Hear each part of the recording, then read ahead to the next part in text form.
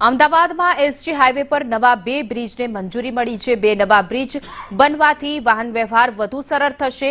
છારોડીમાં પણ નવા બ્રિજને અપાઈ છે મંજૂરી।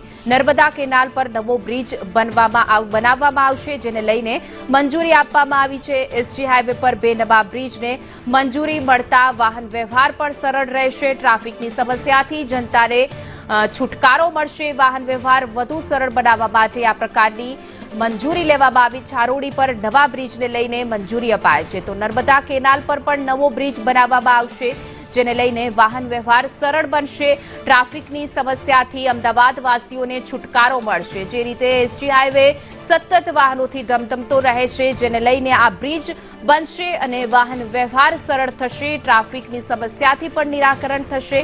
આ એ હાઈવે છે કે જ્યાં રાજકોટ સૌરાષ્ટ્ર તરફનો છે, તો બીજી તરફ ગાંધીનગર તરફ જવાનો હાઈવે આખો એસટી હાઈવે પણ જ્યાં ટ્રાફિકની સમસ્યા સર્જાતી હોય છે, આ નવા 2 બ્રિજ બનવાથી ટ્રાફિકની સમસ્યાથી રાહત મળશે।